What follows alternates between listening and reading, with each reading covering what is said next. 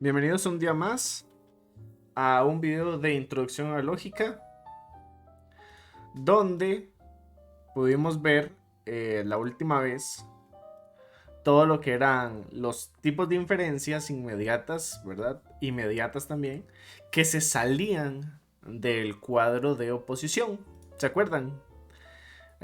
Aquí teníamos nuestro cuadro de verdades, digamos, dentro del cuadro y teníamos las transformaciones que eran verdades también que se podían hacer fuera del cuadro. Pues bueno, habíamos comentado que el cuadro podía tener ciertos defectos. Esos defectos van a ser el problema, se van a llamar el problema de la interpretación booleana. En honor a George Boole, 1815-1864. ¿Qué es lo que hace este señor? En palabras simples, rompe el cuadro de oposición. Este cuadrito que ustedes ven aquí, ¿sí? Lo destruye. A pesar de que es útil, que es práctico, Boole va a encontrar una serie de defectos que tiene este cuadro, los cuales impiden el avance de la lógica. Vean, en las proposiciones siempre hemos hablado que tienen extensión y que tienen intención. También sabemos que hay palabras que solamente cuentan con la intención, como era aquel caso del unicornio que teníamos. Con el caso del unicornio nosotros nos dábamos cuenta que entre la intención y la extensión de una palabra, lo más importante que tiene es la intención que lleva. Entonces, aquí lo recalcamos. El caso del unicornio. La palabra unicornio no tiene extensión. O sea, no hay un unicornio físico que nosotros podamos ver para saber cómo es y poder describirlo. Sin embargo, nosotros sabemos la intención que puede llevar la palabra del unicornio. Entonces, las proposiciones con extensión aplican al contenido existente. Y se usan típicamente para confirmar la existencia de los objetos. Por ejemplo, si nosotros decimos, supongamos que tengo un pañuelo, y yo digo, este pañuelo es azul, ¿por qué es que yo puedo decir este pañuelo es azul? Porque efectivamente tengo un pañuelo azul. Primero está la realidad y después está lo que verbalizo de ella. Ese es el punto ese es el punto al que quiero recalcar. Primero está la realidad. Entonces, ¿qué dice esta proposición? Que efectivamente tengo un pañuelo azul, porque el pañuelo azul estaba previamente a mis palabras. Y esto va a parecer muy tonto, pero es muy relevante porque significa que hay argumentos que se corroboran mediante el contenido existencial. Esto, repito una vez más, hay argumentos que se corroboran según el contenido existencial que estén valorando. A mayor contenido existencial, más valor van a tener esa argumentación. Por ejemplo, si hacemos el contraste, hagamos un contraste. Yo digo, este lapicero es azul y ese unicornio es rosado. ¿Cuál argumento, cuál proposición tiene mayor valor? ¿El del lapicero es azul o que el unicornio es rosado? Según vamos entendiendo, mayor valor tiene la proposición que dice que el lapicero es azul, porque esa proposición yo la puedo confirmar al momento que veo un lapicero azul. No obstante, el unicornio rosado no lo puedo corroborar. Eso hace que esa proposición tenga mucho menos valor. Entonces, ¿qué estamos haciendo con la realidad? Nosotros al cuadro lógico le estamos sumando el factor de la realidad. Estamos utilizando la realidad para validar, para corroborar la argumentación.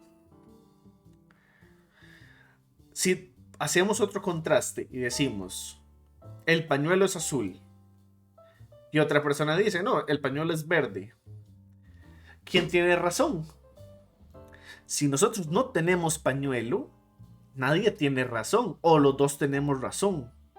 El punto es que la razón no se va a dar hasta que la referencia real se manifieste. Yo puedo decir, es que los unicornios tienen cuernos. Otra persona dirá, es que los unicornios no tienen cuernos. Ah, qué problemático, ¿no? Porque entonces necesitamos validarlo, ocupamos corroborar con la realidad para que las proposiciones vayan teniendo más o menos valor. Aquí está el contraste. Todos los unicornios son blancos, todos los unicornios son rosa. ¿Cómo decimos nosotros que un unicornio es blanco o cómo decimos nosotros que es rosa si nunca hemos visto un unicornio?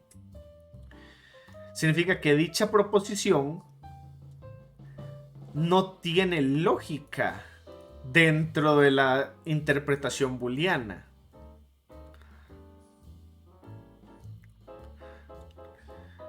Y vamos a ver por qué. O sea, nosotros decimos, ¿por qué no tiene cabida decir esto?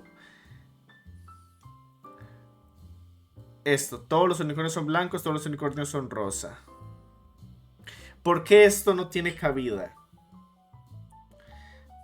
Porque nosotros, para validar la inferencia en el mundo práctico, necesitamos algo material con el que podamos contrastarlo. Nosotros decimos, todos los gnomos son verdes. Algunos gnomos son verdes.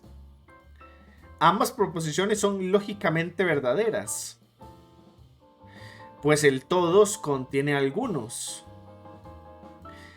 ¿Cuál es el problema de esto? Que la inferencia puede estar mal porque en la verdad material no hemos visto ningún gnomo. Vean el cuadro clásico. Tenemos aquí el cuadro clásico. Este es el cuadrito clásico. Vean, el todos mueve al algunos. Del todos yo puedo pasar al algunos. Y del algunos yo puedo pasar al todos. Gracias a las subalternas. ¿Cierto? Porque ¿qué hacían las subalternas? Las subalternas diferían en cantidad, mantenían la cualidad.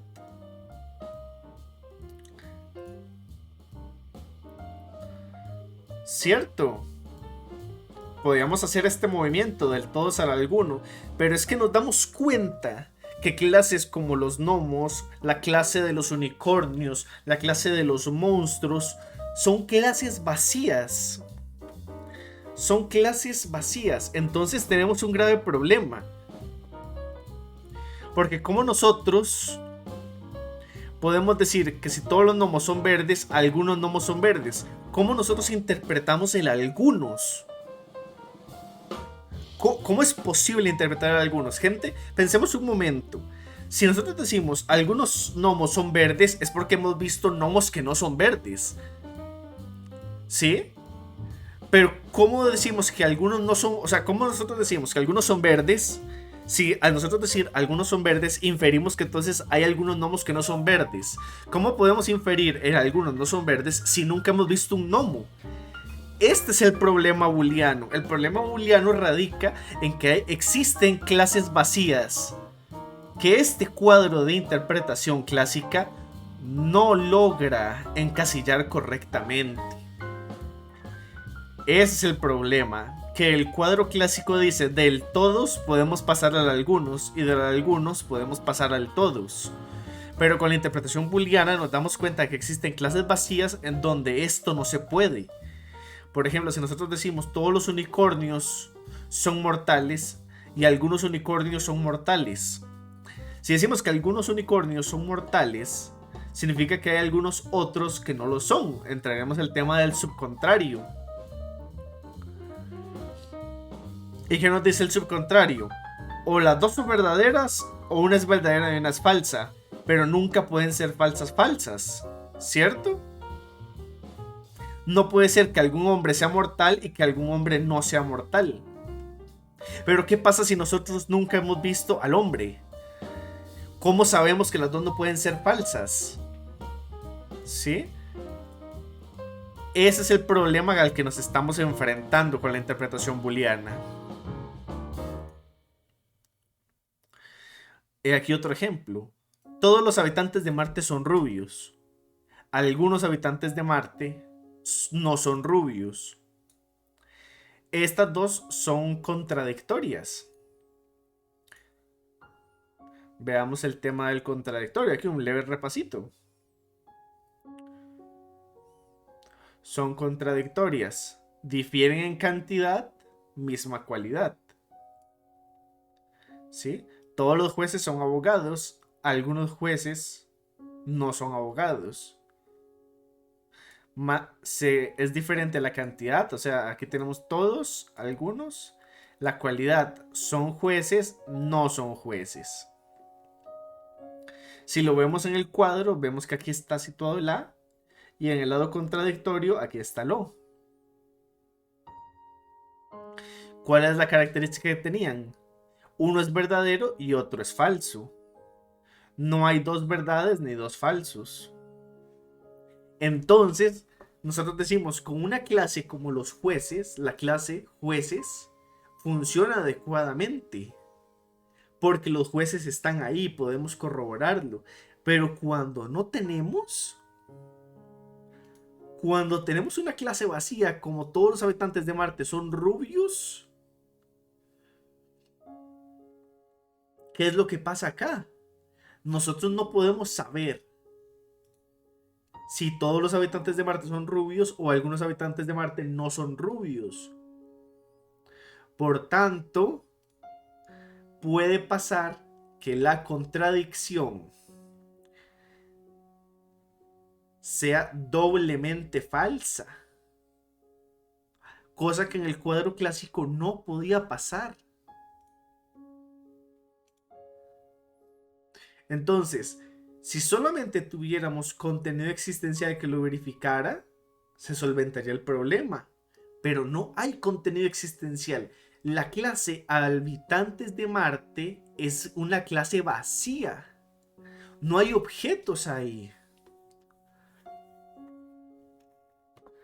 Por tanto, ambas proposiciones pueden ser falsas.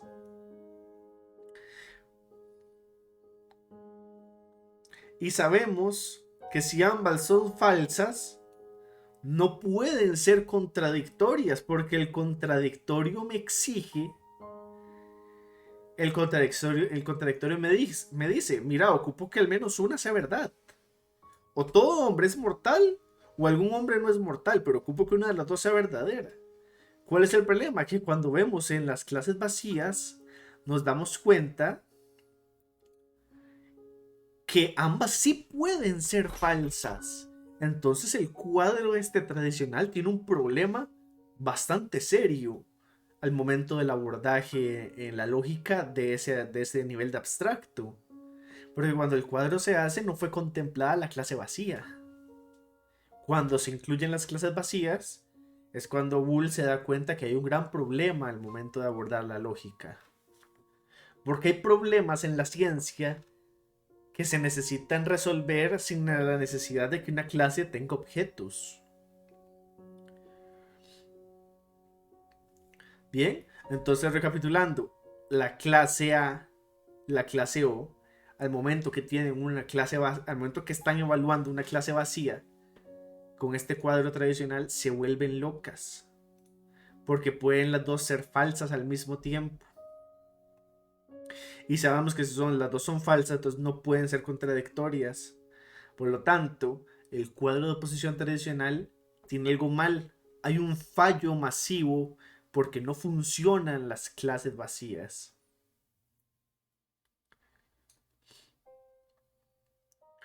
Por ejemplo, vean otros ejemplos de problemas. Algunos soldados son héroes.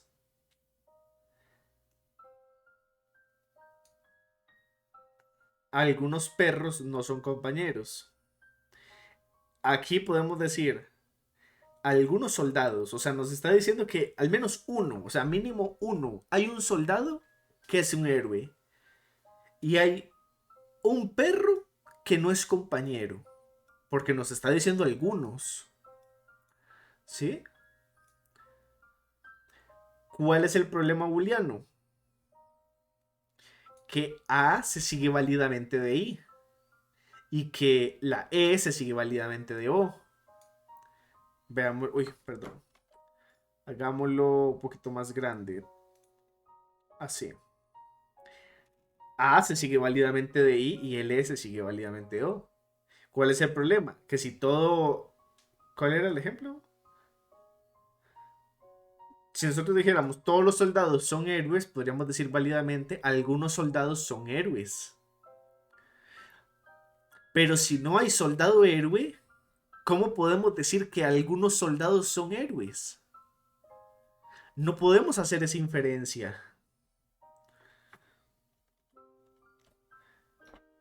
Porque suponer que el particular alguno tiene contexto existencial y que por eso todos y ninguno también lo tienen es un error. Esta flechita, esta doble flecha de las subalternas es nuestro problema. Que en la lógica clásica podíamos ir de A a I y de I a A. Pero en la lógica moderna nos damos cuenta que cuando tenemos clases vacías esto no lo podemos hacer. Porque el hecho de que exista algún soldado héroe no quiere decir que todos los soldados son héroes. Y cuando lo decimos y lo pensamos un poco, decimos, tienes razón. El hecho que existan algunos soldados que son héroes no quiere decir que todos los soldados sean héroes. Hay un problema con la subalternación, con las subalternas hay un problema. Entonces, suponer que el particular alguno tiene contenido existencial y que por eso el todos y el ninguno también lo tiene, es un error. Y esto va a generar la gran pregunta. ¿Cómo el todos y el ninguno? ¿Cómo el todos y el ninguno va a ser existencialmente vacío si su particular contiene existencia? ¿Qué pregunta, no? ¿Cómo es posible que si algunos soldados son héroes, es porque evidentemente hay un soldado que es héroe, no podamos inferir que todos los soldados son héroes? ¿Por qué? ¿Cómo eso? ¿Cómo la categoría A y la categoría E pueden ser vacías, mientras que el I y el O pueden tener contenido existencial si se suponía que las dos se venían dando válidamente por la subalternación? Pues bueno, esto se puede resolver de una forma. Evidentemente, para no enviar todo el trabajo de los últimos años de la lógica a la porquería, ¿qué es lo que la gente, qué es lo que los pensadores dijeron? Bueno, para no mandar este cuadro a la porquería y hacer otro, vamos a suponer que ciertas conjeturas, como ciertas. ¿Qué significa eso? Que si decimos que todos los habitantes de Marte son rubios, bueno, supongamos que existen habitantes en Marte. Es lo que haríamos para solventar la lógica clásica. Vamos a empezar a suponer cosas. Como podrán imaginarse, esto no fue del agrado de Boole. Empezar a suponer para comenzar a tener clases que no fueran vacíos, porque claro, el cuadro de oposición tradicional en la lógica clásica no funciona con la clase vacía, porque como ya demostramos, de una clase vacía en A no podemos dar cobertura a I, y de I no podemos dar cobertura a A si A es una clase vacía. Por ejemplo, nosotros una vez más, repito, no podemos decir algunos aliens son grises, no podemos inferir válidamente que todos los aliens son grises porque el alien es un objeto vacío. No hay punto de referencia para él. Entonces, para solventar esto, ¿qué decía el cuadro? Bueno, empecemos a suponer que existen aliens, ¿no? ¿Cuál es el problema de esto? Porque ya les dije que a Boole no le gustó para nada el tema del suponer cosas. Entonces Boole decía que suponer es condenar a la verdad.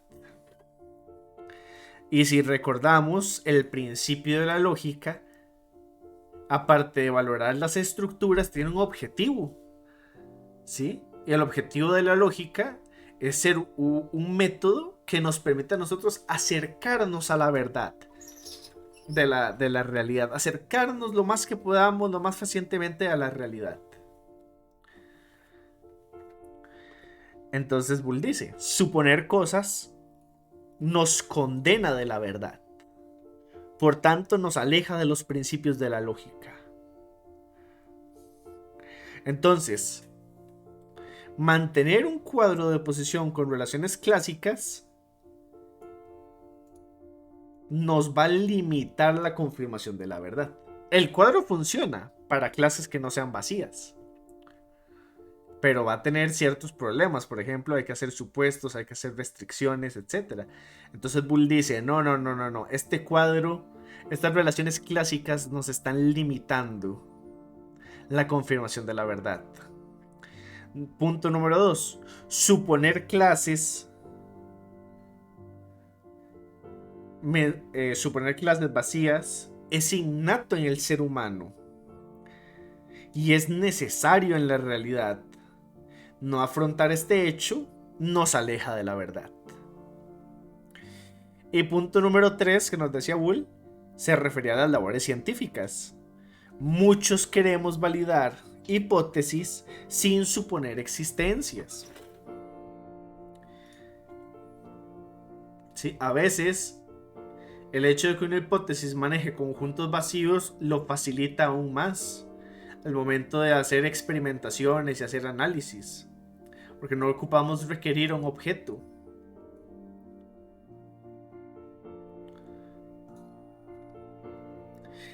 Este problema booleano que le daba el suponer cosas a Bull, la limitación hacia la verdad, el alejamiento hacia la verdad y el problema científico que traía este cuadro, nos va a hacer llegar a lo que es llamada la lógica moderna, las proposiciones booleanas, rechazando la creencia de que todas las clases tienen objetos. Entonces, con lo primero que nosotros ocupamos ingresar a la lógica moderna es sabiendo que número 1 tenemos clases vacías y número 2 que ocupamos adecuar el cuadro tradicional de la lógica. Entonces Bull comienza a recapitular y a hacer ciertos cambios. Número 1. La I. Algún sujeto es predicado. Algún hombre es mortal. Estas dos son falsas si se refieren a clases vacías. Bien. Si decimos algún gnomo es verde, algún gnomo no es verde. Ambas pueden ser falsas. Cosa que no se podía dar porque eran subcontrarias. ¿Qué decía lo subcontrario? Que nunca es falso. Pues ahora en la lógica moderna esto se acabó. Las subcontrarias pueden ser las dos falsas.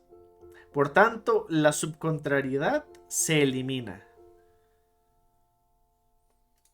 Eso pasó a la historia.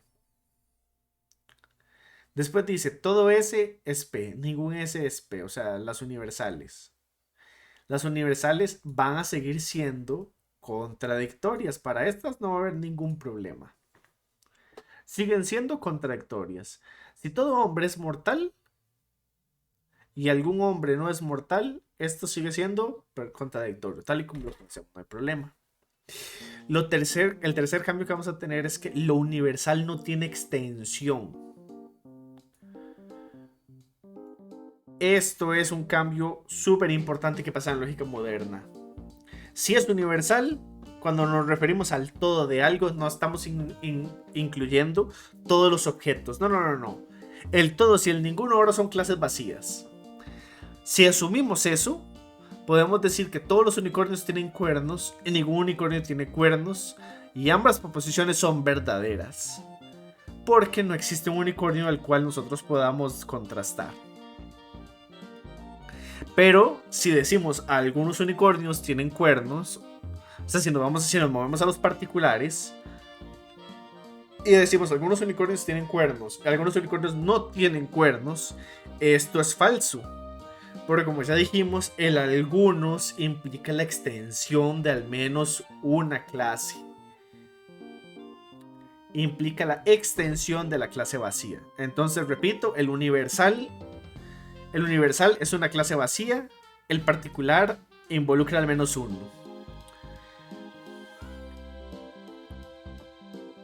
Luego, las premisas inmediatas son sustituidas por las premisas mediatas. O sea, ya no vamos a trabajar con una proposición, vamos a trabajar con 2, 3 o más. Vamos a reforzar lo que dice parte de esto de los cambios, porque el cuadro de oposición se utilizaba mucho para inferencias inmediatas. Ahora vamos a trabajar con un cuadro mejorado para lo que se llaman los silogismos.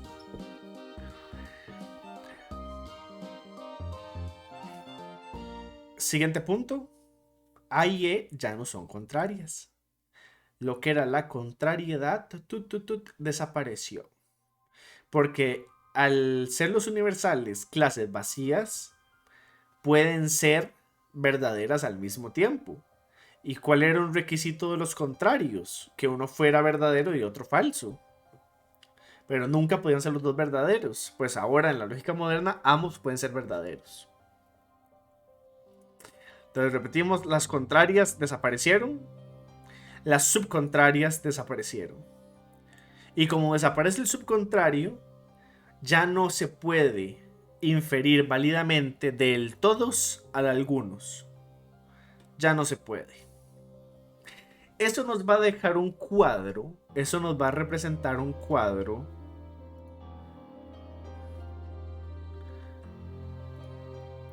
veamos, traer al frente.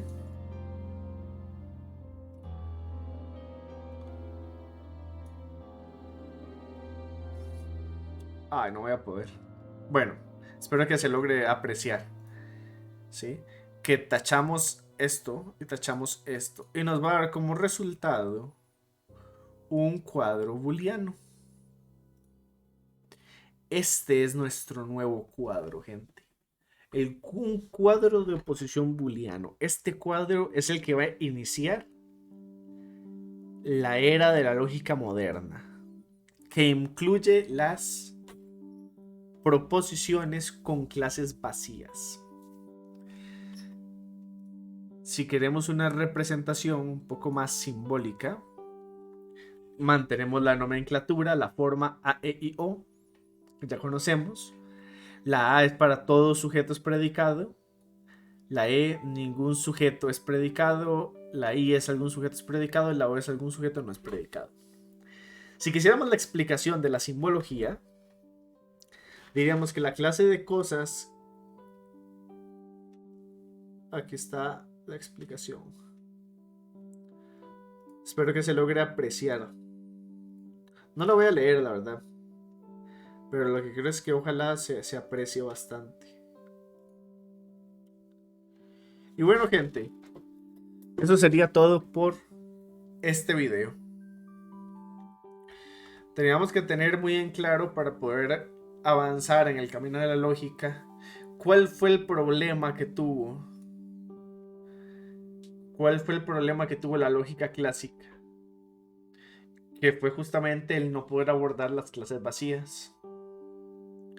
Lo que surge en la interpretación booleana, impulsada por los problemas del unicornio, donde las palabras importan más por su intención que por su extensión.